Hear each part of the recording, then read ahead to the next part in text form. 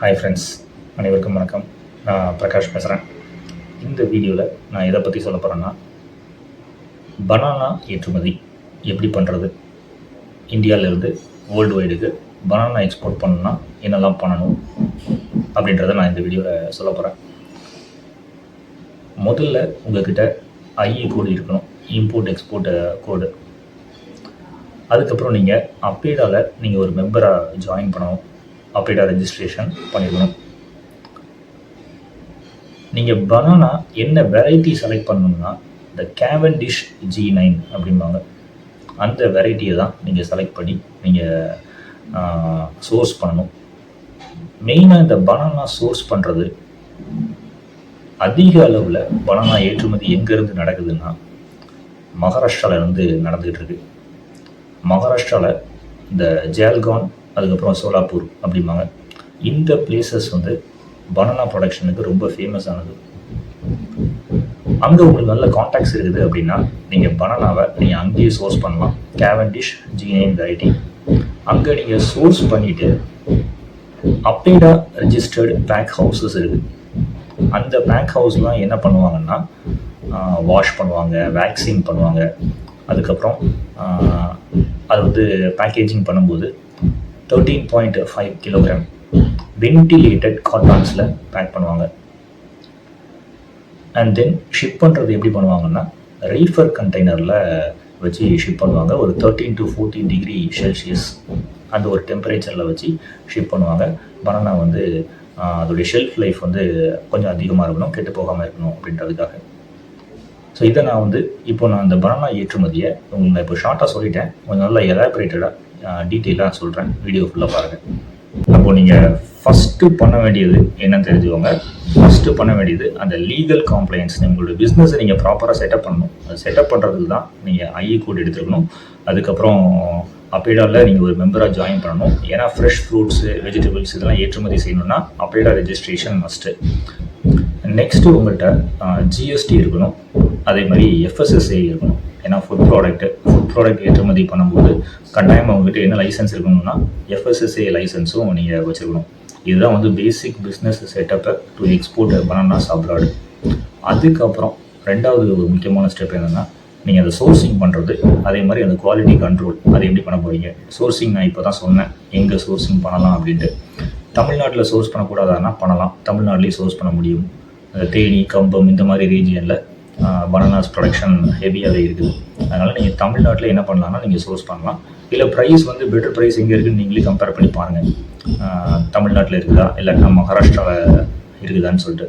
குஜராத்லேயும் நம்ம ஷிப் பண்ணலாம். நீங்கள் சோர்ஸ் பண்ணுறதுக்கு அப்போது மெயினாக செலக்ட் பண்ண வேண்டிய பிளேஸு அந்த நான் சொன்னேன் பார்த்தீங்கன்னா உங்களுக்கு மகாராஷ்டிராவில் அந்த ஜால்கான், அதே மாதிரி சோலாப்பூர் இந்த பிளேஸில், அதே மாதிரி தமிழ்நாட்டில் நம்ம தேனி, கம்பம் இந்த மாதிரி பிளேஸில் நீங்கள் சோர்சிங் பண்ணிக்கலாம். அதுக்கப்புறம் அந்த குவாலிட்டி கண்ட்ரோல். இப்போ நம்ம சோர்சிங் பண்ணியாச்சு, நீங்கள் பர்ச்சேஸ் பண்ணிட்டீங்க, அதை நீங்கள் பேக்கிங் பண்ணணும். அதை நம்மளாக பேக் பண்ணலான்னா பண்ண முடியாது. ஏன்னா ஒரு ஃப்ரெஷ் ஃப்ரூட்ஸ் அண்ட் வெஜிடபிள்ஸ் நீங்கள் இந்த மாதிரி பனானாலாம் அனுப்பும்போது நீங்கள் அப்பேடா ரெஜிஸ்டர்டு பேக் ஹவுஸ்லாம் என்ன பண்ணணும்னா அந்த பேக்கேஜிங்லாம் பண்ணணும். அப்போது நீங்கள் வந்து நீங்கள் சோர்ஸ் பண்ணக்கூடிய அந்த பிளேஸுக்கு பக்கத்தில் இருக்கிற அந்த அப்பேடா பேக் ஹவுஸை நீங்கள் வந்து ஐடென்டிஃபை பண்ணிவிட்டு அந்த அப்பேடா பேக் ஹவுஸ்க்கு என்ன பண்ணணும்னா உங்களுடைய அந்த ஒரு குட்ஸை நீங்கள் அந்த பனானாவை வந்து நீங்கள் சோர்ஸ் பண்ண பனானாவை நீங்கள் அனுப்பி வைக்கணும். அதுக்கப்புறம் அங்கே என்ன பண்ணுவாங்கன்னா அதை வாஷ் பண்ணுவாங்க. அதுக்கப்புறம் அதை என்னெல்லாம் பண்ணணுமோ, அந்த ப்ராசஸிங் என்னெல்லாம் பண்ணணுமோ அந்த ப்ராசஸிங் எல்லாமே ப்ராப்பராக பண்ணுவாங்க. அதே மாதிரி நான் அந்த வெரைட்டி சொல்லியிருந்தேன், எதுக்காக இந்த கேவன்டிஷ் G9 வெரைட்டி அதை நம்ம சோர்ஸ் பண்ணணும் அப்படின்னா அந்த கேவன்டிஷ் G9 வெரைட்டி தான் ஷெல்ஃப் லைஃபு கொஞ்சம் அதிகமாக இருக்கும். அதே மாதிரி யூனிஃபார்மாக பழுக்கும். அதாவது ரைப்பனிங் பார்த்தீங்கன்னா ஒரு இடத்துல பழுத்துட்டு இன்னொரு இடத்துல பழுக்காமல் இருக்கிறது அந்த மாதிரி இருக்காது. ஒரு யூனிஃபார்மாக கரெக்டாக அது பழுக்கும். அதனால் கேவன்டிஷ் G9 வெரைட்டிக்கு தான் குளோபல் லெவலில் நல்ல ஒரு டிமாண்ட் இருக்குது.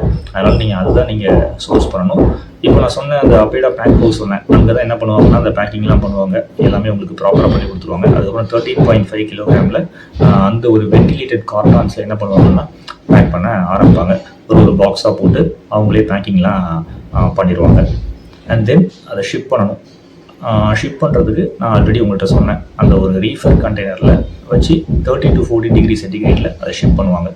மெயினாக பனானாஸை எந்த போர்ட் வழியாக ஏற்றுமதி நடக்குதுன்னா மகாராஷ்டிராவில் JNPT போர்ட் வழியாக நடக்குது, மும்பை போர்ட் வழியாக நடக்குது. அதே மாதிரி குஜராத் போர்ட் வழியாகவும் ஏற்றுமதி ஆகிட்டு இருக்குது. இந்த போர்ட்ஸை நீங்கள் செலக்ட் பண்ணிக்கலாம், நீங்கள் அந்த நார்த் இந்தியாவிலேருந்து நீங்கள் பர்ச்சேஸ் பண்ணுறீங்க அப்படின்னா. இந்த நெக்ஸ்ட்டு டாக்குமெண்டேஷன் ரொம்ப ரொம்ப முக்கியமான விஷயம் ஏற்றுமதியை பொறுத்த வரைக்கும். அப்போ உங்கள் கையில் என்னென்ன டாக்குமெண்ட்ஸ்லாம் நீங்கள் எக்ஸ்போர்ட் டாக்குமெண்ட்ஸ்லாம் வச்சு அனுப்ப வேண்டியதாக இருக்கும்னா, அந்த கமர்ஷியல் இன்வாய்ஸ் இருக்கணும், அதுக்கப்புறம் பேக்கிங் லிஸ்ட் இருக்கணும், அண்ட் தென் ஃபைட்டோசானிட்டரி சர்டிஃபிகேட் இருக்கணும். ஃபைட்டோசானிட்டரி சர்டிஃபிகேட் அப்படின்றது இந்த பெஸ்ட்டு, அதாவது இன்செக்ட்ஸ், இதெல்லாம் பூச்சிலாம் இல்லை அப்படின்றத நம்மளுடைய அந்த பிளான்ட் குவாரண்டைன் அத்தாரிட்டிஸ் ஒரு சர்டிஃபிகேட் கொடுக்குறாங்க. அதுதான் ஃபைட்டோசானிட்டரி சர்டிஃபிகேட். அதுக்கப்புறமா நீங்கள் அந்த சர்டிஃபிகேட் ஆஃப் ஆரிஜின் அது கொடுத்துருக்கணும். அண்ட் தென் அதுக்கப்புறம் பில் ஆஃப் லேடிங் இருக்கும். பில் ஆஃப் லேடிங் நீங்கள் சி வழியாக நீங்கள் எக்ஸ்போர்ட் பண்ணியிருக்கீங்க அப்படின்னா பில் ஆஃப் லேடிங்கு, நீங்கள் ஏர் வழியாக பண்ணீங்கன்னா அந்த ஏர்வே பில். இது தவிர பில் ஆஃப் எக்ஸ்போர்ட், இதுதான் வந்து ஜென்ரலாக பனானா ஏற்றுமதி பண்ணுறதுக்கு உங்கள்கிட்ட இருக்க வேண்டிய, நீங்கள் அந்த ஷிப்மெண்ட்டோடு அனுப்ப வேண்டிய டாக்குமெண்ட்ஸ். நீங்கள் டார்கெட் பண்ண வேண்டிய அந்த ஒரு மேஜர் கண்ட்ரிஸ் என்னென்னா UAE, Saudi Arabia, Oman, Germany, Russia and Japan.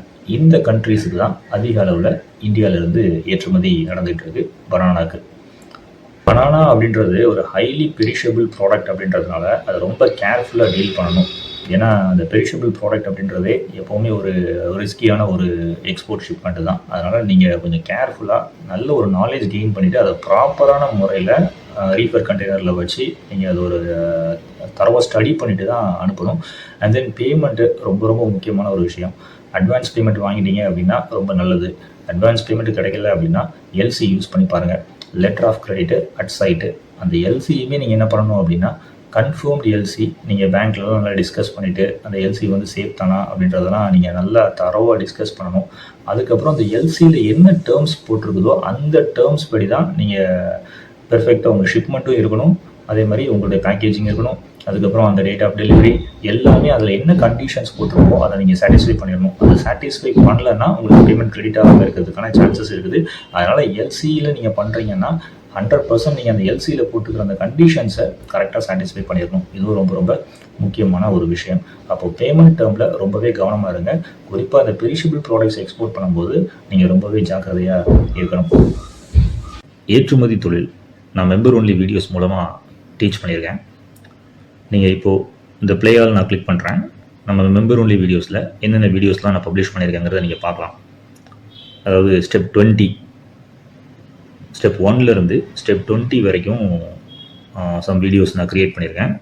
இப்போது நீங்கள் பார்க்குறீங்க ஸ்டெப் 1, ஸ்டெப் 1லேருந்து ஸ்டெப் 20 வரைக்கும் சம் வீடியோஸ் க்ரியேட் பண்ணியிருக்கேன். அந்த வீடியோஸ் மூலமாக நீங்கள் எப்படி ஏற்றுமதி தொழில், அதாவது ஒரு குட்ஸை எப்படி இந்தியாவிலேருந்து அப்ராடுக்கு அனுப்பி வைக்கலாம் அப்படின்றத நீங்கள் தெளிவாக கற்றுக்க முடியும். இது தவிர நீங்கள் பார்க்குறீங்க நிறைய வீடியோஸ் நான் பப்ளிஷ் பண்ணியிருக்கேன் எப்படி எக்ஸ்போர்ட் பிஸ்னஸ் பண்ணுறது அப்படின்னு சொல்லி. கிட்டத்தட்ட 70+ வீடியோஸ் மெம்பர் ஒன்லி வீடியோஸ் இருக்குது. நீங்கள் ஒரு மெம்பராக ஜாயின் பண்ணிட்டீங்க அப்படின்னா உங்களால் இந்த வீடியோஸ் எல்லாம் பார்த்தே ஏற்றுமதி தொழில் எப்படி செய்கிறது அப்படிங்கிறத கற்றுக்க முடியும். அதாவது பையரை எப்படி ஃபைண்ட் அவுட் பண்ணுறது, எப்படி கொரியர் மூலமாக எக்ஸ்போர்ட் பண்ணுறது, அதுக்கப்புறம் எப்படி ஒரு ஏர் ஷிப்மெண்ட் பண்ணணும், எப்படி சி ஷிப்மெண்ட் பண்ணணும், எல்லா தகவல்களும் முழுமையாக நம்மளுடைய மெம்பர் ஒன்லி வீடியோஸ் மூலமாக நான் டீச் பண்ணியிருக்கேன்.